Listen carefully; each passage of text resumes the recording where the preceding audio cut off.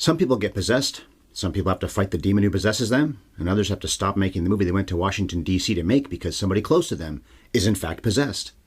After all, your director is dead, and his murder was indirectly committed by your own daughter.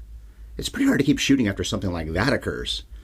And just think how hard it's going to be for Chris McNeil to get roles after what happens on this film shoot. It's not her fault that a demon invaded the body and the soul of her kid and caused all this carnage. But the money men in Hollywood might think this poor woman isn't someone they can rely on anymore once word gets out about what happened in Georgetown. You know something that links Hollywood and Georgetown, and Toronto for that matter? People who live in those places can order spark plug coffee. Those who live in the US and Canada will get what they pay for within a week. And my fellow Canadians will get their packages shipped for free. Free. And what is it that Sparkplug customers get? Why, the freshest, fairly traded, premium Arabica beans you'll find in this great big country of Canada. In those packages can be the caffeine-filled stuff, but you can also select decaf and half-calf. You can snag many different types of roasts and blends, too. Hell, now that we're a good long ways into the fall, you can change things up from what you sipped earlier this year, since they have a rotating seasonal blend. But what if you decide to be a member of the Autopilot Coffee Club? Well, do that, and you'll get perks, and you can jump on deals that the more casual buyer cannot. And you will save buckaroos on every order. You can also customize to get your orders when it suits your needs. So if you're on location in the Eastern Time Zone and then an unwanted house guest won't leave your family alone, you can pause your membership back in California, or even cancel it if you've had your fill, which means this is not a generic, impersonal Coffee of the Month club. My one-man show about possession and faith and the loss of innocence is imminent, so I'll suggest you type sparkplug.coffee/HYES into your browser, and we'll get it going. You will save 20%, by the way, and we will be happy to take a tiny little cut of that pie. So we did our business. Now it's time to get down to film reviewing business. For the 5th time during this scary movie month, Andrew Luther, I ask you to cue up your blood-curdling theme song so I can talk about Reagan, her mom, and their frenemy, the devil. And action!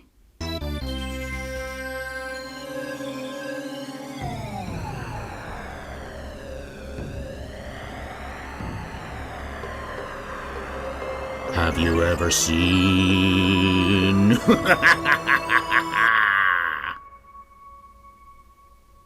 The Exorcist. Ahoy there, movie geeks, and thank you for finding the 543rd dose of Have You Ever Seen? Maybe you're streaming it on your podcast app, or maybe you discovered us on YouTube. Either way, welcome. This channel reviews classic flicks, and we spoil them from the first frame to the very last. Since this is a Friday, I'm hosting this puppy all on my own. I am not the devil, though I do find that son of a bitch to be interesting. My name is Ryan Ellis. My wife isn't here, of course, because these Friday podcasts are my thing. She's also not really a fan of this one, certainly not as much as I am. She'll be back on Monday, though, when we discuss The Wicker Man. Oh, and I should mention that she's working from home today, but continues to have a brutal cough due to cold, so you might hear that a few times during this recording. In these episodes with just me on my own, the format is to give you my take with prepared comments, and to add various witty remarks. I inch through the plot of, well, sometimes they're witty. I inch through the plot a bit at a time. I throw in many asides, and also enough reasonably good questions that you might even get sick of the tangents. And I also like to warm up my movie character imitating vocal cords and indulge in some tomfoolery from time to time. But before I get into the meat of the matter, let's set it up. The Exorcist was released by Warner Brothers 50 years ago on December 26th, which is Boxing Day, 1973. See, on Boxing Day, we Canadians and also British people get in a ring and throw hands with Creed or something like that. We can see like a beagle.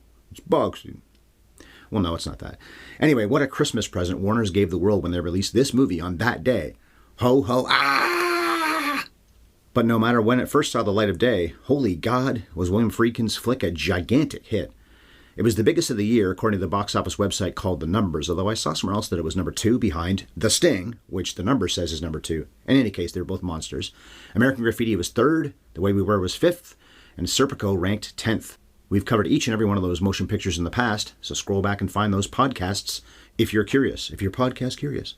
In fact, The Way We Were and Serpico were discussed just earlier this year. When you judge this by tickets sold, The Exorcist is 9th on Box Office Mojo's Top 200 adjusted for inflation. When you adjust, the flick has grossed over $1 billion, selling over 110,599,000 tickets. And in terms of pure dollars, not adjusted for inflation, it was the highest grossing R-rated film for over 25 years.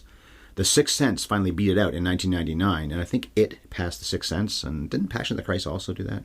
Anyway, none of the sequels came close to the success of the original, although the second one, The Heretic, did better than people remember. It made close to 7 million smackers during the opening weekend, which was a pretty good total 46 years ago. Not that I'm here to defend The Heretic, because I don't remember liking it very much, but it's not like Warner Brothers just punted their sequel and didn't try. John Boorman directed. He was coming off the acclaim of Point Blank and Deliverance, one of my favorite movies of the entire ever. Ellen Burstyn isn't in part 2, but they got Blair to come back, plus Max von Sydow has a role. I guess it's a flashback. And Richard Burton and Louise Fletcher, who was fresh off her Oscar for Cuckoo's Nest, have important roles in the flick too. Okay, it does sound like I'm defending it, but I just wanted to mention the great cast. Ned Beatty is in it too. We'll get to the numbers for The Heretic on Rotten Tomatoes in a minute, but I will say first that the original Exorcist doesn't have quite the raves from the Tomatoes people that I thought it would, but it's still respectable, especially for a horror movie. The critics are at 78% with an average of 8.4 out of 10, and I looked at this maybe 3 weeks ago, and I thought it was around 86. I don't know what happened. Maybe people are going back to see this because of a movie I'm going to talk about in a second, and they're giving it not great scores, although I think that average was around 8.4, so I don't know how that really tracks. Anyway, there are 173 reviews on the site. As for the audiences, they're at 87%. None of the other 5 movies in this franchise have been well received, though. Exorcist II came out 4 years later in the summer of 1977 and had critical fire rained down upon it. It's got only 11% on the tomato meter with an average of 3.6 out of 10, although I think that was at 9 when I looked about 3 weeks ago, so it's gone up a little bit.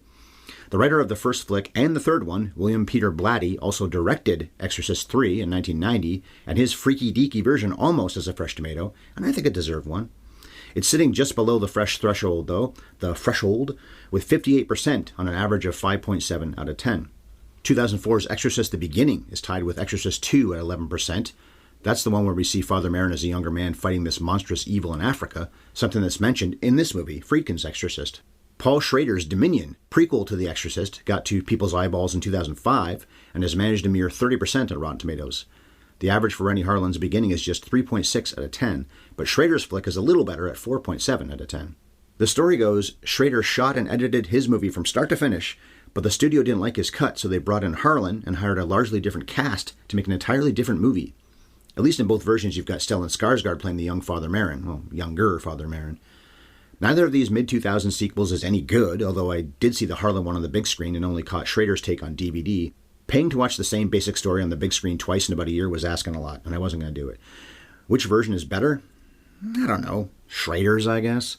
It helps that it doesn't have the plethora of crappy visual effects that Harlin's movie does. Plus, Schrader always talks openly about his strict Calvinist upbringing, so he's closer to the material than I think other directors in this franchise have been. He's not Catholic, he was Calvinist, but he can certainly relate to faith issues. Speaking of seeing an Exorcist picture in the theater, I caught the Friedkin one on the big screen, even though I wasn't quite born yet when it first came out, because what I saw was the director's cut in 2000. I probably talked before about a great triple header I saw when I caught Nurse Betty. If you haven't heard of that or seen that, you gotta see Nurse Betty if you have a weird sense of humor like Bev and I do. And then Almost Famous that afternoon, then got together with a friend to see the version you've never seen of The Exorcist later that night. We didn't like almost any of the additional material, but it was still really cool to see one of my favorite films up there on the big screen, which is how I felt about Apocalypse Now Redux the following September. I didn't love the additions Coppola made, but they were interesting to look at least once, and I got to see one of my 3 or 4 favorite flicks on the fucking big screen, baby! I think Apocalypse even played on the IMAX screen at that downtown theater I always went to back in those days. For those who know, it's the Scotiabank. It was the Paramount then. Although, of course, it wasn't an IMAX movie, but still that enormous screen. Brando's huge head is your entire field of vision. And as for the Rotten Tomatoes numbers for The Exorcist Believer, it's getting trounced by critics with only 23% and an average of 4.5 out of 10. I'm recording this a little over a week before posting it, so those numbers are bound to change since it's going to be in theaters for at least the rest of this month. But there's no way it's going to skyrocket up way past, say, 30%. It'll probably stay in the low to maybe mid-20s, really, which is a terrible percentage, but especially since Universal paid a fortune for the rights to keep making Exorcist sequels. Ooh, I got through those S's. And they even managed to get Burstyn and Blair to play their mother-daughter characters in this new one. And it wasn't only disliked by critics. You can't really call it a massive bomb, but it wasn't some mighty blockbuster either, especially with this name. But then again, none of them have been, other than the first one. So that investment in landing the rights to making more exorcisms might have been a monstrous mistake. Plus, there are so many Exorcist-type movies, not this, but The Pope's Exorcist was last year, the Russell Crowe movie, and The Exorcism of Emily Rose many years ago, which was pretty solid, pretty good scares in that. Nothing to do with this franchise, but that word, exorcism, is in a lot of movies. It's not like it's special for this series. There was even an Exorcist TV show that ran for 2 years, from 2016 to 2018. I forgot all about that till looking up things about this for this podcast. It looks like Gina Davis and John Cho were in at least one season. Jeremy Slater was the creator. This is the guy who did Umbrella Academy as well, which I know Bev watched. His Priests Fight the Devil TV series has an approval rating of 89% on Rotten Tomatoes. Maybe I should track that thing down and check it out. Almost nothing else with the Exorcist label has ever even come close to succeeding, at least critically, and really box office-wise. So that percentage is saying, watch me, for the love of God, watch me. Hell, the series even outdoes what Friedkin's movie gets on the tomatoes by quite a lot. But what about the 1973 original and its other awards and bona fides? I love that word, bona fides. Well, it won 2 Oscars, for Chris Newman and Robert Knudson's sound, and for William Peter Blatty's adapted screenplay. I watched those 2 speeches last night, well, the 3 of them, but the 2 different speeches. They're fine, pretty rote, pretty dull. Billy Blatz was adapting his own book, incidentally, which I think I read. I'm pretty sure it's on my shelf. Oh yeah, there it is over there. Dracula's over there, Jaws is over there. No, Jaws is in the Jaws shrine over here. Anyway, what do you care? So I read it, I guess, if it's on my shelf. I just don't remember reading it. The film was nominated for 8 more Academy Awards on top of the 2 that it took home. Best Picture, which would have gone to Blatty if they had won because he was the producer. And I think I read this is the first time a bona fide horror movie had ever been nominated for Best Picture. Billy Friedkin was up for Best Director. Ellen Burstyn, Jason Miller, and Linda Blair were up for Best Actress, Best Supporting Actor, and Best Supporting Actress, respectively. The editing was nominated. Owen Roizman's gorgeous cinematography was too, and so was the art direction, so the sets. Roizman, by the way, had shot The French Connection for Friedkin just a few years earlier, so they knew each other well, and Roizman was the man to give even this nutty movie a sense of reality, and he does. To compare the nominees for this film to the people who won Oscars in their categories, Burstyn did win the Best Actress Oscar the very next year in Scorsese's Alice Doesn't Live Here Anymore, and she was good in that, but it did feel like a make-good for her not winning in the supporting category for The Last Picture Show, or for the leading category in this. Glenda Jackson won Best Actress for A Touch of Class in 1973. For what? Exactly! And it wasn't like Jackson was overdue. She'd won only 3 years earlier.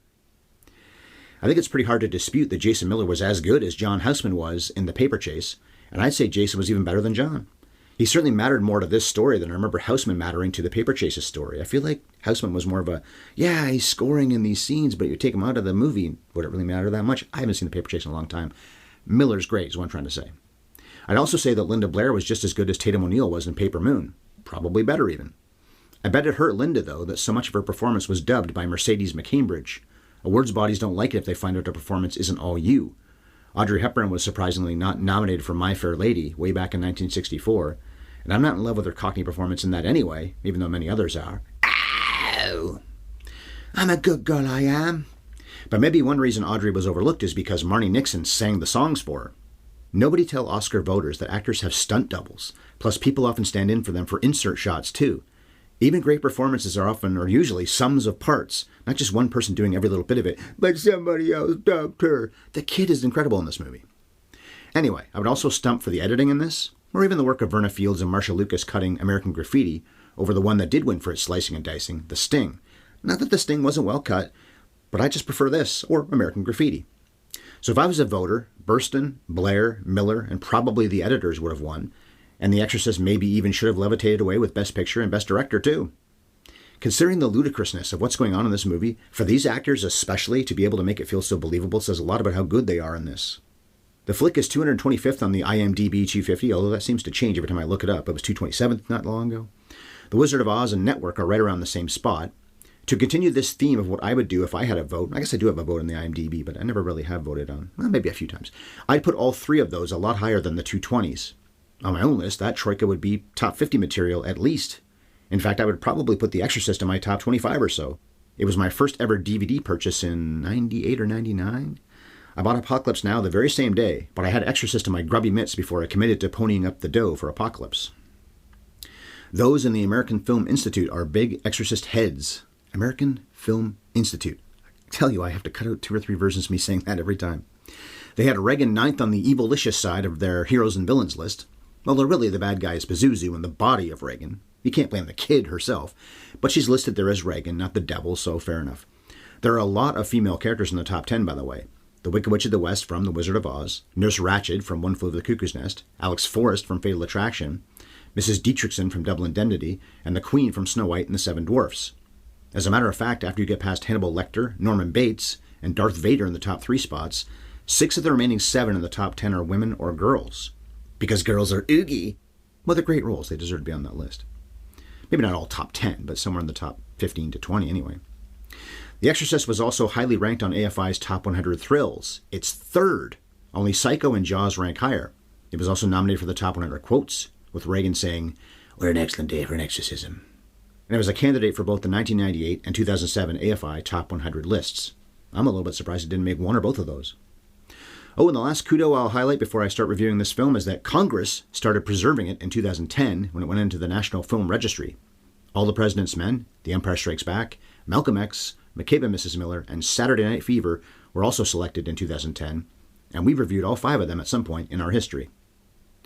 So those are the facts and figures about The Exorcist, plus some details about the sequels. Let's fire up the Blu-ray and see what's going on in the movie itself. Of course, this motion picture opens not in America, but in northern Iraq. This is before the days when Saddam Hussein took over the country, so we can't blame him for anything that's about to follow. But wouldn't it be nice if we could? Saddam, by the way, first became president of Iraq in 1979. I didn't know it was that long ago. I don't think he was the president the entire time, but he started in 79, and then, of course, he was until 2003 when some things happened. So many Iraqis are on a noisy archaeological dig, and there are a plethora of pickaxes chopping up dirt and rock. Max von Sydow plays Father Marin, the title character, who's not exercising just yet. Exorcising. He's part of this dig, and I guess he's also in charge of it, but he's getting down in there dirty with the guys. This Swede does a good job of acting older than he really was. What's he supposed to be? At least in his 60s, right? Well, he was only in his early 40s at this point. Too bad the Oscar for Best Makeup didn't exist as a competitive award until 1981. Dick Smith's work here would have been very worthy, especially what he does to Linda Blair later on, but also in making Mad Max here look like a geezer. Von Sydow sells it well that his body struggles to get up from a kneeling position, although I'm not that much older than the actor was at this point in his career, and I almost always moan and groan when I get up from a kneeling position, although this man wasn't carrying the spare tire around his midsection that I am. But still, good acting on the younger man's part to act like he's retirement age. It's an important detail early on, too, that Marin needs nitroglycerin pills for his heart, a story point that will factor into the climax. Some of the creepiest things in this movie are in the opening few minutes in Iraq. You've got the little Pazuzu statue they find in petrified rock. You've got the worker who's missing an eye, the old woman in the back of the carriage that nearly runs over Marin, the dogs fighting, the good father coming face to face with the giant Pazuzu statue. Although even though we followed him around for a while during this low-key Raiders of the Lost Trinket sequence, we won't see Maxie Boy again for quite a long time. That's because we're off to Georgetown. I knew this was close to Washington, D.C., but Google Maps says Georgetown is not even a 10-minute drive from the White House. Of course, I looked that up when I was at work at 3 in the morning. Maybe it's more like half an hour when the sun is out. If this was Toronto, it would definitely be 3 times as long during the day. If von Sydow was the best-known man going into the production, Ellen Burstyn was close behind him and certainly the best-known woman. Come to think of it, not many other people in the cast were well-known before this, other than the actor playing the Exorcist and the actress playing the actress. Anyway, Chris MacNeil is indeed the character we meet next. She's renting a great big house in Georgetown while shooting a movie there, even though she and Reagan are Hollywooders. It's not like this is some monumentally creative line, but it sums up this movie when Chris wanders into Reagan's bedroom and says to her sleeping daughter, "I sure do love you." Not that most parents wouldn't do what they could to help their daughter when she goes through the trauma that Reagan does in the story, but this nice little piece of mother's deep love for her kid is a big part of why this movie works. Chris might be Hollywood elite, but she's a wonderful mom and does seem like a down-to-earth person in these prepossession scenes. Prepossession. Prepossession. We'll get a brief glimpse of Jason Miller during what I assume is the next day. Father Damien Karras watches Chris and the gang get ready to shoot a scene in their movie. It's such a lovely moment when Miller laughs at a fun exchange he witnesses between Chris and her director, Burke Dennings. Burke Dennings, what a name. Jack McGowan gets to play the Nazi-hating drunkard, Burke. The writer of The Exorcist, Bill Blatty, is a character in the scene of this movie, too. He's the one who'd been arguing with Burke about the script just as Chris comes out of her trailer. Also, notice that Chris's line in this scene she's shooting is to shout into a megaphone at a crowd of protesters, "You have to work within the system," which I guess is a meta line? Meta before meta? Because Chris later consults men with authority in the medical and evangelical system. She can yell and scream and protest at the devil all she wants, but the only way to defeat the bad guy in the story is to find good men to do good work for her. You could think that's sexist or bullshit all you want, but that's the way the movie's laid out. Hey, tubular bells. I talked a lot about the music on Halloween a week and a half ago, and this music is the I'm feeling badly. You probably know the Exorcist theme if you've seen the movie. We actually get the bells more often in this movie than I remembered we had. There isn't a ton of music, but there's just more than I remembered there being. It also appears to be Halloween because as Chris walks home from the set, she smiles at some trick-or-treaters. We don't see trick-or-treaters again, but right here we do. Chris comes home to talk to her assistant Sharon about an invitation to go to the White House. 10 minutes away. I'll talk later about how much I like Kitty Wynn as Sharon, but I'll say right now, I like Kitty Wynn as Sharon. As for that White House invite, let's not forget that this was when Nixon was the one living there. Either Chris is a coastal elite who doesn't mind consorting with such crooks, I am not a crook, or she was a Republican and never thought he was a crook. Anyway, we also see more evidence of Chris's love for Reagan when they horse around, after talking about getting a horse. As much as this movie is about the McNeils and their horrible experiences, it's almost equally a story about Damien Karras. We'll learn soon that the D-Man is having a crisis of faith, and he's going to be tested mentally almost as hard as Reagan is tested physically and mentally. Okay, his faith problems aren't nearly as serious as the shit that's pulled on this little girl. Fair enough. Anyway, Dimmy travels to New York to visit his sick mother, who lives in a very small apartment. Bev said in one of our podcasts this year or last year, what was that? I think it was Y tu Mama También, that class can be at least partly determined by how far your bedroom is from the front door. Well, Mama Karras' bed is about a foot away from the door to her apartment, so we can see that's pretty good evidence that she isn't raking in the retirement money. Damien's guilty that his mother's living all alone like this and also not doing so well health-wise, but there's only so much he can do when he works in a different city. Although, did he run away? He doesn't have to work in Georgetown, does he? Was being around his mother all the time too much and he just had to change states? I always wondered exactly why Pazuzu targets Reagan of all people. She seems to have nothing to do with anything. It's not like Marin knew her before this and the demon thought, yeah, I'll torture this kid that Lancaster Marin guy cares about. There's a scene that I believe is in the director's cut, though, where Karras wonders out loud why this is happening to Reagan. They shouldn't have cut this. It was a brief exchange and probably important. Marin's response is that it's not even about her. It's to make us lose heart or to despair or something like that, meaning adults, but also specifically priests. Beyond that, I suppose Reagan asked for this because she left her window wide open in late October. That's probably why Chris hears loud noises in the attic a few different times. You let the thing in, Reagan. And Reagan has dug up a Ouija board and she's playing the game with Captain Howdy, her name for the shitty demon who's obviously playing nice with her early on. In movie language, though, a Ouija board is always bad news. I guess you could just say it's an arbitrary, gotta possess somebody reason for why this innocent girl is the target. And here's a scene I love in this movie, when Linda Blair gets a great close-up smiling up at Ellen Burstyn, who pulls an eyelash off the kid's face and talks about what they'll do when Mama has some time off from making the movie. If Burstyn and Blair didn't like each other genuinely, then they're even better actors than any of us thought they were. They sell how much they're mother and daughter. Also, notice that Chris is still wearing her wedding ring, and the marriage seems to be kaput. Geez, the deadbeat never comes to help out with any of what we're about to see. His daughter goes through hell, but no Mr. McNeil is ever on the scene. In any case, Friedkin is right when he says in the brief intro in the Blu-ray that if you're a cynic, you're going to think evil wins. If you have faith in humanity, the relationship between this mother and daughter can justify that faith. Karras goes out for beers with a fellow priest and confesses that he doesn't think he can keep working at this parish because he himself has lost his faith. He's a great psychiatrist, though, which is Karras' specific job, not so much being a priest. But the dim man, Dimmy, is not digging this believe in God exactly the way we say or else stuff anymore. That's a smart move here to make Karras a guy who is a man of God, but thinks of himself as more of a head doctor, which might explain why he smokes and drinks so casually during this film. Those are odd things for a religious man to do. Although, maybe not so odd when we know that he's fighting the urge to say, cram it with walnuts, God. Also, I guess drinking isn't frowned upon when other priests who aren't struggling with their faith do it too, like Father Dyer later on. I once heard something interesting that I never forgot about how it tracks why Reagan would swear at the doctors. You might say, where did she get that from? She's 12 and seems like a sweetheart, not a swearer. Why the potty mouth?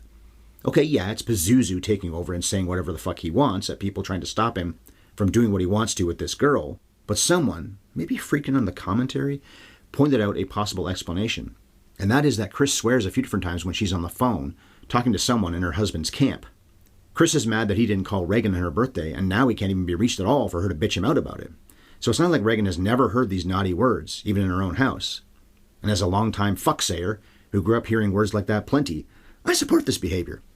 Although I don't support Pazuzu shaking Reagan's bed, causing her to end up in Chris's bed because she couldn't sleep with all that racket going on. Because this is an old movie and the filmmakers had patience about getting to the scares, we finally get what could have been a chance for a bunch of jump scares and other freakouts. Chris goes up into the attic to investigate those loud noises she's been hearing, and we even hear them while she's up there. But nothing.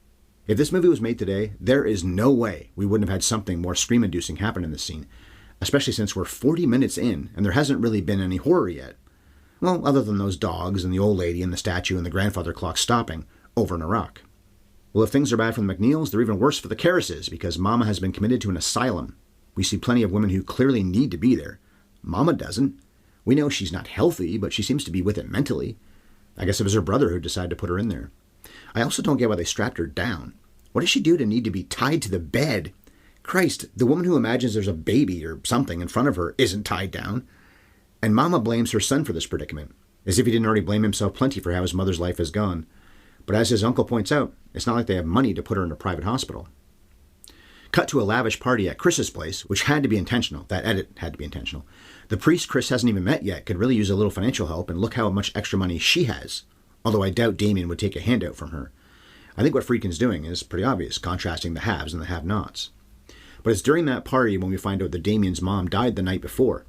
And at that party, a very drunk Burke accuses Chris's butler, Carl, butler, ratcatcher, whatever the hell he is, of being a Nazi bastard, which nearly starts a brawl. If this movie hadn't already made it clear that supernatural doings are afoot, and you knew you'd get that when you bought your ticket, but if you weren't aware of that, then Friedkin and Blatty would be nicely setting up reasons why this is all just a human coincidence, not the devil making her do it. And I think the novel makes this even more up in the air. Reagan overheard her mom swearing, so she does that herself later. Carl gets so pissed at Burke that he wants to kill him, then Burke later ends up dead. But yeah, we know going into a movie about demonic possession that none of this misdirection really matters.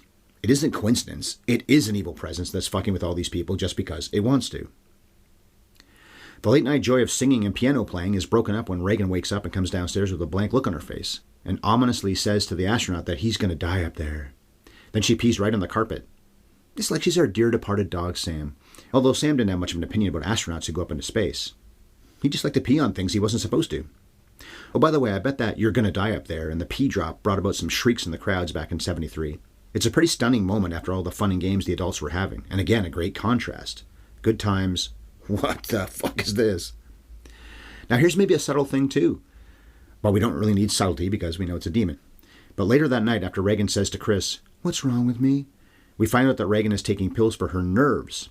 So the kid is on drugs, which is far more common these days than it was in the early 70s. But if she's on drugs, then she would be acting differently. The horror is building, though, because the quiet we hear after Chris puts Reagan to bed and leaves the room is shattered when Reagan's bed goes loco, banging and crashing all on its own. Chris springs into action and gets on the bed too, but even the weight of two people can't stand in the way of an angry demon who wants to fuck with them. If they're in rough shape, Father Karras is too. His buddy Father Dyer brings a bottle of booze to Damien's tiny room, and they get drunk together. Dyer, by the way, was the one playing piano at Chris's party, and also the one who revealed to Chris that Demi's mom had just died. Dyer is played, and I think pretty well played, by a real-life Reverend, William O'Malley. But the horror in this horror movie is escalating because Damien falls asleep and has a vivid dream of various freaky images, including a flash of an actress named Eileen Dietz, who wears white makeup and is shot in front of a black background. All she does is make grimacy-type faces the 2 or 3 times they show her in the movie, but holy shit is it effective. It took me a few years of looking up this image online to stop getting the willies when I would see it in this scene and then again later on. It's nothing special, just a woman in makeup with a demonic look on her face. But it used to really work on me. Dietz, incidentally, doubled for Blair in some of the more intense and upsetting scenes, so her performance wasn't just these little flash frames. I think she claims she was in the movie a lot more than she really is, too. There's all kinds of dispute about that. And sometimes it's the "did I just see that?" type of stuff that freaks us out the most of all. Blatty came up with a few of those in the third movie. I've talked on this channel before about how much I love the way he shot the scene where the nurse is walking back and forth between rooms at a hospital. We see her down a long hallway. She's making her rounds, nothing happens, then ah! A hooded, ghostly figure storms up behind her with a giant pair of scissors aimed at the back of her neck. Also, they zoom in and there's a big music cue. Blatty cuts the scene before the head is, well, cut, but that moment used to really get my goat. Much like the Dietz face in the first movie, I had to deprogram myself from being terrified of seeing those giant scissors. See, I may have a reputation for having a high threshold to being scared now, but I didn't before. I haven't heard yet if the Exorcist Believer is actually scary, and I don't recall there being much to bring about goosebumps in the Borman, Schrader, or Harlan ones either. But some of the shocking moments in the Friedkin and Blatty editions are among the greatest, I'll say it, in horror history. That's easy to say about this first one, but even in 3, that scissors thing. Great moment, great scare moment. Okay, so back to the story in the first flick. Chris takes Reagan to the hospital, and her doctors claim the kid has a lesion on her temporal lobe. They're planning to cut it out, and then everything will be hunky, and also Dory. What follows is what plenty of people say made them more uncomfortable than anything else in this entire movie, which is when the little Regs has to go through a loud-ass brain scan. I guess seeing this real-looking medical procedure leading up to the angiogram really gets under a lot of people's skin, especially for anyone who hates needles. We've really learned the past few years just how afraid of getting jabbed some people are. The jab, slip the jab. I'm afraid of the jab. If you're one of those people, let me make you queasy and talk about how much I love the detail where the doctor sticks a needle in Reagan's neck and blood spurts out. It's obviously a standard result for her blood to shoot out of her like that because none of the doctors or nurses react to it at all. It's so matter-of-fact and a bit terrifying to think your blood could blast out of you that easily, and the reaction is, ho-hum. And I guess this is a spinal tap? These medical procedures go to 11. Reagan gets to go home and apparently she's now on Thorazine, so she should practically be in a coma, but she's flipping and flopping all over the place on her bed. This is the infamous moment where she sits up and yells, "Fuck me!" at her mother. We can't really see what she's doing, although the touching of self seems to be involved. That'll get deeper later on, we know that. That's not yet, though, what you're thinking? Not yet. The deep voice she now has is, of course, coming from Mercedes McCambridge. If you can find it, listen to Linda Blair read the same lines on set. It's pretty good, too, especially for a little girl to say some of the things that McCambridge has to say, but using the deep-ass voice of the adult does work perfectly. McCambridge apparently smoked a lot of cigarettes during the recording sessions, but you don't sound like this unless you have spent many years smoking, so you can't just blame Friedkin for that, which I think maybe she was doing. I read that she said she was tied to a chair and force-fed cigarettes. We'll talk about Friedkin being an asshole later on, but you were smoking long before this movie. And here's a contrasting technique that I think Friedkin uses as well as anyone ever has in a movie. He follows a loud scene like that with a hard cut to a quiet moment. In other cases, a quiet moment is followed by something loud. This is a common practice in this flick, and it's one of the reasons the sound guys won that Oscar, along with the creatively weird noises Pazuzu makes. Reagan goes in for more tests, which torture the poor kid even further, but nothing shows up on the x-rays. The doctors still insist it must be this frontal lobe thing, although the head doctor in charge confesses to Chris that it's time to seek out a psychiatrist. Medicine can't fight the Dark Lord of the Underworld, but maybe a talkie-talkie doc can. A talkie-talkie ducky. The awfulness continues to mount for the McNeil women because Chris comes home to an empty house, other than Reagan again laying in bed with the window open, and yet no one else is home. If you know this movie, you know that we never see Reagan/Pazuzu actually pitch Burke Dennings out her window, but we find out a few minutes later that something caused the man to go flying down the stairs under that window and break his goddamn neck. In fact, the cop Kinderman will later say it turned completely around. But we'll get to that. Meantime, I should do my movie in a nutshell. So, The Exorcist, in a nutshell. Film shoot probably shuts down production after director is unable to continue working. We never do find out for sure if they got somebody else to grab the bullhorn and keep going. Apparently Bryan Singer barely directed a lot of the movies he made before he was blackballed, so maybe they got somebody else to just do it, and I'm trying to be a bit of a wise ass about something awful, I know, but it's never 100% confirmed that the movie they're making is called off. Maybe the producer took over and Chris has to keep acting day after day while their daughter goes through hell back at the house. As Queen said, the show must go on. But yeah, for all Chris is going through with Reagan, she finds out that Burke is dead. She was probably even sleeping with him, so that makes it doubly tough to find out he isn't breathing anymore. In the director's cut, the next moment is a classic deleted scene, but it was deleted for a reason.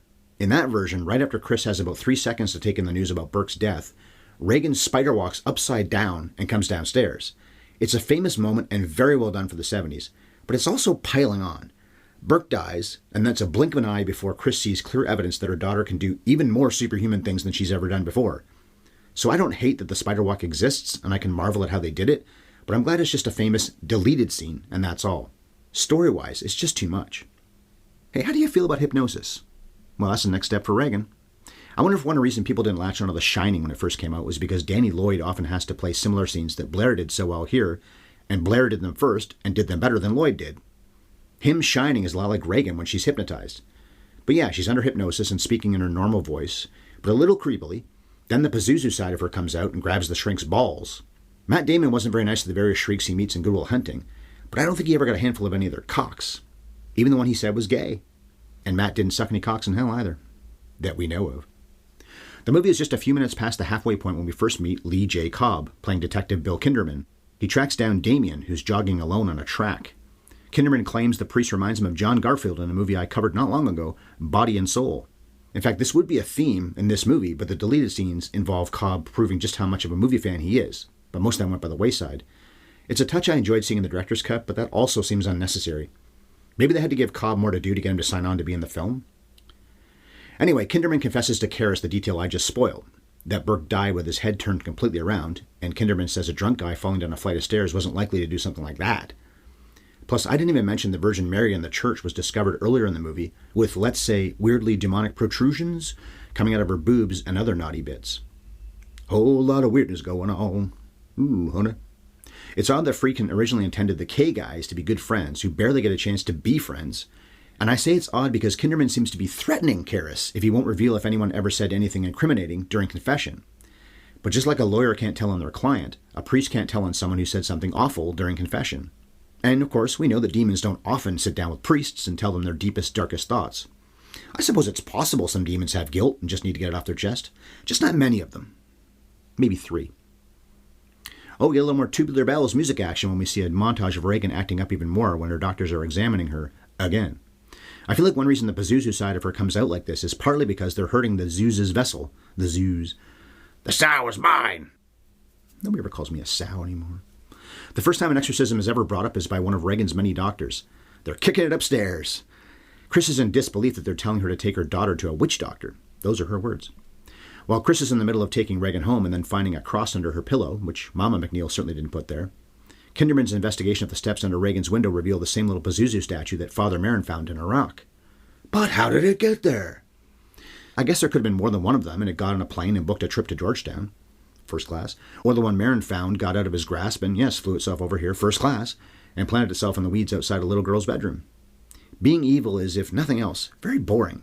Let me just lay in the weeds with this little statue thing and wait for a cop to find me. I need a drink. Kinderman sits down with Chris for a very quiet conversation about what happened to Burke. Friedkin points out in the commentary that he uses a slow zoom, or maybe it's a dolly. Anyway, it goes in on Kinderman's face as a copper, gives his opinion about what happened to Burke. Then the camera pulls back on the shots of the cop and the actress when the intense talk eases up a bit. When the shot was getting closer on Kinderman, he was suggesting it had to be a powerful man who killed Burke. And even though we know without ever seeing it that it was Regan's doing, and it wasn't a man per se, Bill here is right without actually being right. Another nice touch is that after this quiet conversation between a nice lady and a nice man, Kinderman asks for Chris's autograph.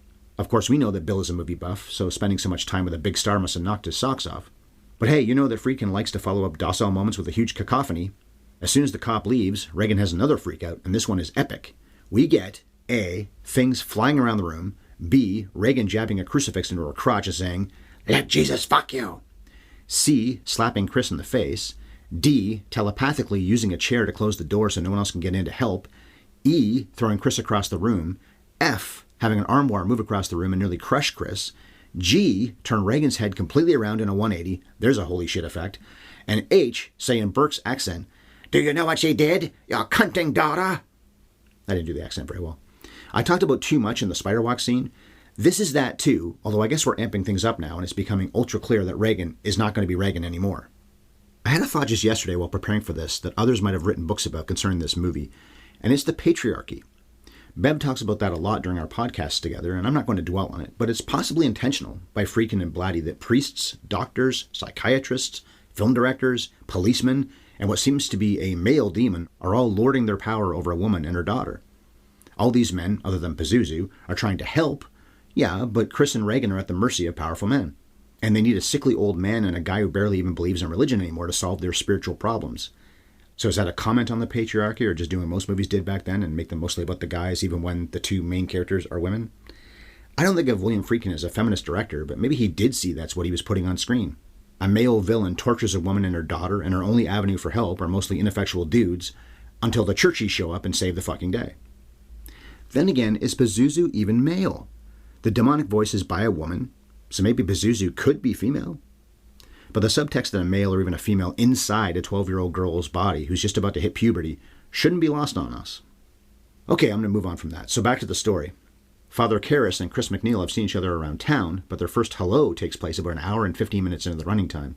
Things are polite and casual, then Chris oh so quietly asks how a person goes about getting an exorcism. There are a lot of ways Burstyn could have played this scene, but I think her choices here are perfect, including when she gets a little angry and even breaks down a little. Karras insists that exorcisms are something out of the 16th century, and that modern psychiatry has taught us that weird-ass shit is almost always in people's minds, which, of course, Chris has heard a lot of in the last couple of weeks. He pushes back on what she's asking of him because of what he knows as a shrink, sure, but also because this is not a man who wants to be put in the position of having to do something as religious as an exorcism. That's like asking someone who doesn't like sex to show up at an orgy. Let Jesus fuck you. But Karras does agree to talk to Regan, who's really gone over the edge now. We can hear weird breathing and growling noises all the way down on the main floor. Never mind when Damien opens the door and sees that the bedroom has been stripped down to just the bed and a lot of padding around the room. Regan's strapped down and wants the straps to kindly be undone. but doing it herself would be much too vulgar a display of power. We've heard a little of Mercedes McCambridge's voice dubbed in place of Linda Blair's before this, but that's all we get all the time now. Well, that and the other non-Reagan voices. They are legion, after all. Mercedes, by the way, is the actress who played Rock Hudson's sister in Giant. She was nominated for Best Supporting Actress for that, but she couldn't be too crushed she didn't win because she'd already won in that category for All the King's Men 7 years earlier. So yes, even though Mercedes is outstanding doing this voice, and that's probably a reason why Blair didn't get the Oscar, let's not forget that even though this isn't Blair speaking anymore, she has to do the physical work of giving this performance. And at that, she continues to excel. Of course, I talked about the lack of Oscars for this movie, and it was a horror movie, and they, even now, are frowned upon when it comes to Oscar success. Jason Miller famously takes a load of pea soup vomit on his face and shirt after Karras demands that the demon in front of him tell him Mama Karras' maiden name to prove just how much it knows that it couldn't know if this was just a sick girl on the bed. Miller wasn't expecting the effects guys to hit him right in the mush with that fake vomit, but let's not get hung up on that. That's been talked about for years. Look at his reaction. You can question Friedkin and the effects guys for this, but it sure works. Although a reasonably good question is, why doesn't Pazuzu, or the devil as Reagan claims to be in this scene, know this factoid about Mama Kay? Pazuzu can imitate a bum's voice that Damien had heard when he was on the subway in New York. No one heard that but him. And Pazuzu knows that Mama Karras did die, which Reagan wouldn't. Yet, no knowledge of the maiden name. Or is it just an excuse to be aggressively gross once Karras got close enough to the bed, and of course make us scream? Oh, here's a thought. Dyer did tell the guests at the party about Damien's mama dying, and maybe Reagan was around to hear that. She is at that party, before she goes to bed. I don't think so, though. I believe she had gone to bed before that, and regardless, I don't remember her being on the couch to hear the father say any of that. Soon after, Karras does the Body of Christ sermon in church. Maybe he's the Stella of religiosity, and he's getting his groove back, because he seems to believe in what he's saying more now than he did about a half a movie ago. During the second Zeus Dimmy meeting, we get the "what an excellent day for an exorcism" line as Karras sets up a recorder and busts out some holy water. Reagan claims that the holy water burns. It burns, it burns. Even though Karras says to Chris later that it was just tap water, so it shouldn't have burned at all. Well, then again, if the water came from certain parts of America now, it could have recently been on fire, so maybe then it would have burned a kid, a demon, any of us. Anyway, Karras learns from an associate that Reagan is speaking in languages she shouldn't know and also speaks backwards when they listen to the tape together. And if that plus the other things Chris told him the kid had been doing aren't enough to convince a priest that he's not dealing with a disturbed kid who needs counseling, but with his greatest rival, then maybe nothing will convince him. Might be losing my voice a little. I think maybe I have what Bev does after all. A great touch throughout this movie is that Burstyn is always playing the dutiful host. She was polite to Kinderman in a way she didn't have to be, and here she offers to go get ice from the kitchen after giving Karras a drink, although he insists it's fine the way it is. The way they argue about it for a few seconds, it's fine, it's not, it's fine, no it isn't, is something I've seen many times with helpful women in my own friend circle, and my mom too for that matter. Legend has it that Friedkin fired off blanks to make the actors react involuntarily when he wanted them to give natural reactions, and I'm sure one of those instances had to be when Karras is listening to the tape of Reagan talking while on his own. He's playing it in reverse to hear the demon showing off his backwards talking talents. The phone rings and Miller whips his head around in such shock that it didn't feel like acting, which sells that he's brought out of his horror about hearing what's on this tape, even if all it is just an actor being surprised by a loud noise. I think Miller was pissed about that too, by the way. And the phone call that so freaked him out was Sharon wanting Karras to come over and see that help me, is writing itself on the inside of Reagan's stomach. Sharon hasn't told Chris about this, but this also proves that the women in this house are already putting a lot of trust in this priest they barely know. Chris seems to be putting all her eggs in the Damien basket, and Sharon is too. In a weird way, this is very sweet. And here's a shudder-inducing thought. A young girl is in such rough shape and buried inside her own body that she has to write help me inside her own stomach and hope someone sees it. Maybe she'd been doing it for a while before Sharon did notice it. With only about 28 minutes left in this motion picture, Lancaster Marin is summoned to join Damien Karras in the fight to save Regan McNeil's soul. I love that Marin doesn't even look at the paper an altar boy gives to him. He just knows that it's time to face the devil again. He knew even when he was back in Iraq, whenever that was supposed to take place, maybe months ago. And then we see the incredible poster shot, one of the most famous images in movie history, when Marin takes a cab over to the McNeil lair and gets out to stand in the light beneath Regan's window. He stood on a rock and looked up at the Pazuzu statue in the Middle East about 90 minutes ago in this movie's running time. Now he stares up at the window of the room in which he'll meet his destiny. And the tight close-up on Regan's green-eyed, foul face proves that Pazuzu also knows it's time for that showdown. For the next and last half hour of this yarn, Ellen Burstyn doesn't get to do too much. She sits alone in the living room as Marin and Karras suit up and head to the bedroom. Okay, Friedkin shows her sitting alone like that, then she's magically waiting on the landing upstairs when the guys stroll up there like a couple of cautious, faith-filled John Waynes. But in any case, the star of the movie takes a backseat to the, well, two title characters. Marin immediately takes some puke in the eye, which is helpfully blocked at least partially by his glasses, and he keeps going. We discover that Karis's mother sucks cocks in hell, and the bed rattles off the floor while the demon also makes a big racket, making strange noises too. The holy water especially does a number on this angry asshole though, and then the bed levitates. It wasn't that hard to do this effect. You just hide the beam that raises the bed from the camera's view. Not to sell them short, it's still really cool, but it sure is effective when the actors, mostly Miller, act so shocked when they're seeing something like this. Incidentally, the filmmakers chilled the room enough to see the actor's breath, so much so that Linda Blair has hated being cold ever since. Von Sydow and Miller get to wear extra layers because their characters know they need to in this bedroom, but all Blair has is a nightgown and a bunch of crazy makeup. I guess you could argue that the characters didn't think they could put any clothes on her because she'd fight back, just like all the cuts in her face are her doing that to herself. You could do it digitally now, but back then you had to freeze the set to get all that breath pluming out. And this scene took a few weeks, so I can see why Blair didn't come out of it feeling too jazzed about being a popsicle again. The ante is upped when doors close on their own and walls crack. The whole room even shakes. We also see flashes of Eileen Dietz again in the white makeup. Pazuzu even forms the vulgar display of power and rips open the straps holding Regan's arms to the bed, and she levitates. Holy water tears Regan's leg. God, this shit is intense. But the power of Christ compels Regan to come back down from that levitation and have her arms tied together by Karis. Marin insists that all kinds of people and entities command the demon to leave Regan. The blood of the martyrs commands you. But instead of listening to Lancaster and taking a hike, the Pazuzu statue appears on the bed behind Regan, who's grasping at, air? Maybe this is just Friedkin and Owen Roseman trying to make a cool shot, which they did. It's only been about 10 minutes of exercising, but I guess we're to assume it's been going on longer because Marin wants them to rest before they start again. Regan has calmed down, for now. While Marin goes to the bathroom to suck down nitroglycerin, Damien foolishly goes back in the room alone and sees his mother sitting where Regan should be. This is another freaky moment I have never forgotten. All it is Vasiliki Maliaros, I think that's her name, sitting on a bed in an eerily lit room. But she shouldn't be there.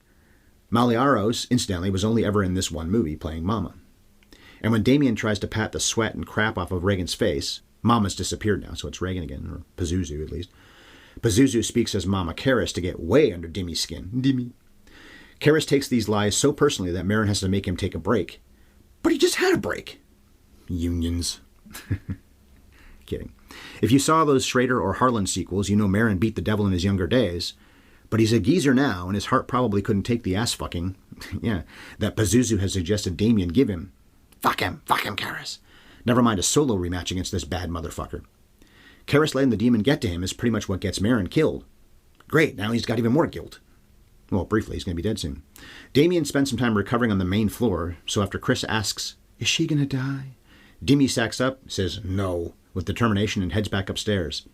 Right as the younger father heads back up, Kinderman has come knocking. Karis finds Marin laying face down on the bed. Makes you wonder what Pazuzu said or did to bring this about. The father had a bad heart, yeah, but bad enough to finish him off in maybe 2 minutes when he had just taken his pills? The nitroglycerin, they do nothing. Karis sees this tragedy, and after Demon Regan laughs about it, that's enough to push Damien over the edge. He picks up Regan and socks her in the face a few times, then demands the demon, take me, come into me. Did you sock her? Which it does, for some reason. It does go into him. Now Demon Damien fights the urge to strangle the little girl who's crying and back to normal on the floor in front of him. Instead, Demi takes one for the world and dives out the window, dying the same way Burke Dennings did. Well, Burke was pushed or thrown, but their fate is the same. Anyway, his good buddy Father Dyer is on the scene and gives Damien the last rites before he dies. More on that later. Note the padded stone steps during the fall, which was done so the stuntman didn't have to die while taking that long tumble. I don't think I even would have noticed the pads if people hadn't been pointing it out online for years. I think it blends well enough with the way the actual stairs look anyway. So Regan is saved and 2 more men are dead. Yay. I guess Sharon is a Georgetown resident because she doesn't go back to Hollywood with the McNeils. Regan said at the beginning of the movie how the 2 of them did fun things together one day, so maybe Sharon was Regan's nanny, not just an assistant to Chris. I've never been entirely clear what Sharon's job is. She handles movie business for Chris and takes calls about invitations to the White House. During that big party, she and Chris are chummy, more than you'd expect to see from a worker-employee relationship. Anyway, I'll say again that I think Kitty Wynn is an unsung hero in this movie. And how does she ever recover from what she's seen? Although she appears in the next movie, so I guess she didn't run away screaming. We're at the end now, so Father Dyer drops by before Chris and Regan drive away, and he hears that Regan doesn't remember anything that happened, and apart from a few scars on her adorable little face, she seems A-okay. She even kisses Father Dyer in the cheek when she notices his priest's collar. Priest's collar. Gotta be honest, I've seen this movie at least 10 times, but that little moment really choked me up this time. I'm of course not religious, but to see this kid pay tribute to a group of people who saved her life, even though she doesn't even remember that they did, moved me almost to tears. And isn't that a big reason this movie works? It's pretty personal for something so insane and fantastical. Anyway, Father Dyer takes one last look down those long steps, and we're out as Tubular Bells plays one last time over the end credits. There's an extra scene in the director's cut, by the way, where Kinderman shows up and talks about going to the movies with Dyer. Karras is gone, so now you're going to be my new movie chum. Blatty really pushes this Kinderman-Karras friendship hard in The Exorcist 3, too. I don't buy it. These two guys barely knew each other, and it's unnecessary anyway. The movie's over. Roll the credits. We're out. And Friedkin knew in 73, that was enough. End it. Sirens are going, but I'm going to keep going. So the cast. Ellen Burstyn was in The Last Picture Show and Requiem for a Dream, two films you will find way back in our catalog. Ellen B. also played Kevin Costner's mom in Draft Day, which Chris and I covered on Scoring at the Movies, our dormant sports movie podcast, although you can still download episodes if you want to. Scoring at the Movies. I'm a big fan of Draft Day, but her character was badly written, and she and Rosanna Arquette were almost entirely wasted, which is putting it nicely. They're pointless. More so even Arquette. The Burst was also an important part of the Wicker Man remake, which I mentioned because Bev and I will be talking about the original Wicker Man on Monday. And of course, she's in The Exorcist Believer, her first time back in the series in, 50 years? I hope they paid her well. Well, they must have, because why else would she do it? In her 90s. When you make a list of the greatest actresses of all time, let's not sleep on Burstyn. My own list would be headlined by Winslet, Blanchett, Stanwyck, Julianne Moore, and Jane Fonda, but Burstyn deserves consideration to be on the short list too. Max von Sydow is second billed in this flick, even though he's not in it all that much, and even though he's the title character too. For playing a lot older than he really was, and for doing good work when he is in it, I'm a little surprised he wasn't an Oscar nominee for supporting actor, along with Miller. Maximilians is best known for those classic Ingmar Bergman pictures. Amongst all those great films, we've only covered The Seventh Seal. In the 80s, von Sydow is in Conan the Barbarian, the David Lynch version of Dune, a Bond movie, Never Say Never Again, a Woody Allen movie, Hannah and Her Sisters. Then in the 2000s, he worked with Spielberg on Minority Report and with Scorsese on Shutter Island. I don't normally highlight so many credits for an actor unless we've covered all the movies in question, but what a fascinating career. Linda Blair was one of the few actors from the first film who was in Boorman's Heretic. I think it was just her, Max Vaughn, and Kitty Wynn. She'd only acted in a few films before this and hasn't exactly been prolific in the 50 years since. She had that very small role as the obnoxious reporter in Scream, a film that Bev and I reviewed during Scary Movie Month in 2021. And that's the only other time Blair has come up on this channel before today. Although, come to think of it, I don't think we even mentioned her name during that podcast. So in a way, this is the first time. But let me beat this into the ground and say one last time that Linda Blair is phenomenal in this film, especially for a pre-teen actress. Jason Miller wasn't in Part 2, but he was in Exorcist Part 3. How? Well, it's complicated. He played Coach Parsegian in Rudy a couple years after that. That's a vastly overloved sports flick that Chris and I dumped on a lot when we did a review of it on Scoring at the Movies. This first Exorcist, incidentally, was Miller's debut on celluloid. Stacy Keach was originally cast as Dimi until Miller's audition blew them away and they had to pay Keach off so he'd take a hike. Although Miller was better known as a playwright than as an actor, he won a Pulitzer for that championship season, which was about basketball and was turned into a movie in the early 80s. Jason Patric's dad, so Miller, if I'm not making that clear, was the writer and director when it was turned into a film in 1982, while Bruce Dern and, how about this, Stacy Keach are in the starring roles. Martin Sheen, Robert Mitchum, they're in it too. Hell of a cast. I don't think I ever saw it, but maybe I should check it out. Lee J. Cobb is a nice man in this picture, but he played a heel in two flicks we discussed a long time ago, two great AFI classics, On the Waterfront and 12 Angry Men. Back in the 40s, though, Corn on the Cob did some pretty excellent noir flicks, one of them being Thieves' Highway, which I watched again recently, I think on YouTube. The man born Leo Jacobi was a little hammy. He did love to roar and yell, but he was a talented actor, although he didn't get to act deep into old age because he was dead of a heart attack just 2 years after this movie came out. He wasn't even 65. Kitty Wynn co-starred with Al Pacino a few years earlier, in Panic in Needle Park, and got all kinds of love for her work in that movie. She even won an award at the Cannes Film Festival for it. Then, yes, she went on to be an Exorcist too. She mostly quit acting a few years later, though, because she got married and popped out a kid. We know Jack McGowan's character, Burke Dennings, dies horribly in this movie. Well, the guy himself died of influenza at the beginning of 1973, which was almost a year before the movie even came out. Bev and I talked about The Quiet Man and Dr. Zhivago, and McGowan was in both, so oddly enough, he's had as much action on this channel as Ellen Burstyn has had. Their cantankerous director, William Friedkin. Man, I have a lot to say about him here. He had already won an Oscar for his work on The French Connection, but of course didn't go on to win 2 out of 3 years. It's great to be confident, but Friedkin's head had gotten about as big as it could get after this outgrossed blockbusters like The Sound of Music and The Godfather. This became the biggest box office hit of all time, and Sting too, for that matter. Wait, wasn't the Sting more than this? I don't know. They're close. Until Jaws kicked all their asses not even 2 years later. So Billy Boy's next big project was to do the almost impossible. He remade Henri-Georges Clouzot's Wages of Fear and had even more dangerous stunts than Clouzot did. And we covered Wages of Fear, by the way, a long time ago. His movie is called Sorcerer, which isn't perfect, but I like it a lot. Even if Friedkin and his team did some crazy-ass shit to make that thing on location in Mexico and the Dominican Republic. Then it opened not long after Star Wars did, and the Friedkin flick ate it. The Frieds never hit the heights of Connection or Exorcist again, though. He made some pretty solid movies in the late stages of his career, though, like Rules of Engagement and Killer Joe, but I always thought that Blue Chip stands out like many sore thumbs in his resume. Chris and I talked about that on Scoring the Movies also, and we just didn't love it, even if we thought Nick Nolte was pretty great in it. Some of Billy's other projects are okay, or even close to great. To Live and Die in L.A. is one of his better ones. He has a car chase where he tries to one-up his French Connection car chase, and maybe he doesn't do it, but it's a good one too. But he made quite a bit of crapola like The Guardian and Jade also. I'd be curious to see Cruising again. I don't remember it all that well, saw it a long time ago. And then Billy went and died on us just back in August. He was nearly 88 years old, so no one can say he was cheated. He actually directed the Kane Mutiny Court-Martial, which was supposed to be released on Showtime earlier this month. So yeah, he made a movie when he was about 87 years old. Who does he think he is, Clint Eastwood? Well, I don't think Eastwood has ever been thought of as a bullying prick on set, but Friedkin was on this.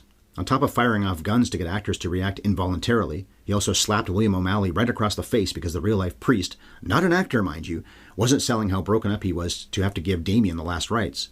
And Friedkin even took liberties with his star, who I understand he did highly respect and was happy to get to play this role. Respect or not, though, it was all about the shot, and Burstyn was hurt in the scene where Reagan slaps her across the face and sends her flying across the room. Burstyn was yanked back by a rope to simulate the force of the slap and landed hard on her back. She said she told Friedkin that the guy doing the pulling should ease up, but the director quietly told the dude to yank her even harder next time. Apparently she suffered permanent back damage. And for that matter, Linda Blair is apparently in legit pain in the it hurts scene when Pazuzu is making her convulse over the bed. That scene where she's going up and down from the waist. The kid was trying to get them to stop yanking her around by saying it hurts, but they didn't because their director wanted the shot. None of this stuff would fly today, would it? So yes, Friedkin was a tyrant, although he wasn't even consistent in his tyranny. He'd be nice to a crew member, then abruptly turn on them for seemingly no reason. I also love the story Peter Biskin wrote in Easy Rider's Raging Bulls, where the director was furious at Lalo Schifrin about his music score. He called it fucking marimba music, and he ended up hurling their tapes into the studio's parking lot.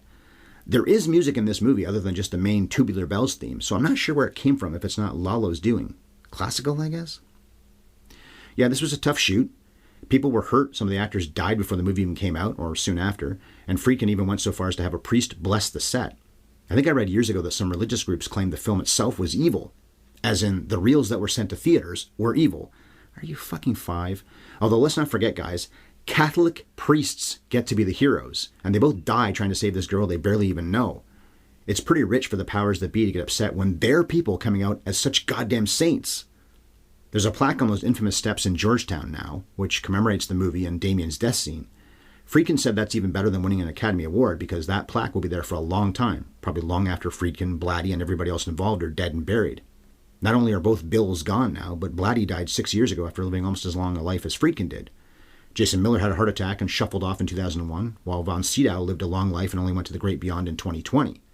But Burstyn and Blair are obviously still alive, which we know because they're both in the new Exorcist sequel. Ellen is going to be 91 in December. She's had a longer go of it than even her director did. Blatty had been writing scripts for 10 years before this, including having a credit on the funniest Pink Panther movie, A Shot in the Dark. Almost every Blatty credit after The Exorcist is based on characters by, because of all those Borman, Harlan, Schrader sequels. He did write and direct the pretty damn effective Exorcist 3. Although, one note about that, I watched it just last night, and I didn't like it as much this time. In fact, it's a bit of a mess, and you can read all about that online. Maybe it doesn't deserve that fresh tomato I talked about earlier. I already raved about Owen Roizman's cinematography. Norman Gay and Evan Lotman's editing is terrific too, not to mention the production design.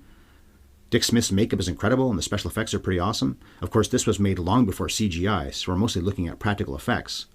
The Sting is a terrific movie, and I love watching it, but I just think that almost everything in The Exorcist is even better than what Newman, Redford, and George Roy Hill did. Okay, their movie's more entertaining, I guess, but not that they can't both be great, but one of them is just a little greater, for me anyway. Hell, I love The Godfather Part 2, but I prefer Chinatown, and I felt like it also was slightly cheated out of a bunch of awards that The Godfather 2 won that year. As for the scares in the movie we're covering in Scary Movie Month, or I'm covering in Scary Movie Month, The X doesn't really give me the frights anymore, Although those shots of Dietz and the demon makeup still have some power. Of all the horror movies with Oscar cred and critical acclaim and box office success, what tops this? If Jaws is considered horror, then that maybe, but what else? Silence of the Lambs, okay, but is it horror or just a thriller? Also, Psycho is great, but I don't think it's scary enough, often enough, to outrank either Jaws or The Exorcist on the AFI Top 100 Thrills. I'd put them 1, 2, and then Psycho somewhere in the top 10, but not even number 3. In any case, I can see why this packed them in theaters 50 years ago, and then when it pulled in about 40 million more in 2000. It's entertaining, it's freaky, and it's even quite emotional. The Exorcist is a mother sucks cocks in hell classic. On Monday, Bev will be back on the mic. We'll be staying in the year 1973 and talking about a cult classic that's about a cult, The Wicker Man. As for my next solo show on November 3rd, Gilda, Rita Hayworth, Glenn Ford, I haven't seen that in a long time, so it's going to feel like new. We'd like to hear from you. Email us. We are haveyoueverseenpodcast@gmail.com, or try us on Twitterix. I'm at MovieFiend51 and Bev is at Bev Ellis Ellis. We always post our shows on YouTube, so maybe you found this one there and that's how you're listening to me right now. But you can find everything we've done since the start of the year on there. Our channel is at HYES Ellis. Post a comment, like the video, also write a review and rate us on your podcast app. And for the love of God, or for the love of the devil, subscribe. And give some thought to checking out Sparkplug Coffee. Your chance to enjoy a 20% discount is easy to achieve. Just plop our HYES promo code into the right place on their site. So it's sparkplug.coffee/HYES and use that promo code. All right, it was indeed a wonderful day for an exorcism, and I thank you for hearing me talk about the adventures of the McNeils, their priest buddies, and one angry demon.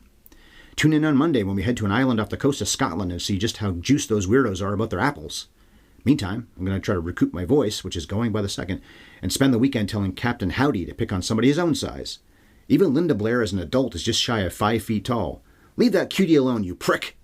Go suck some of your own cocks in your own hell. And cut.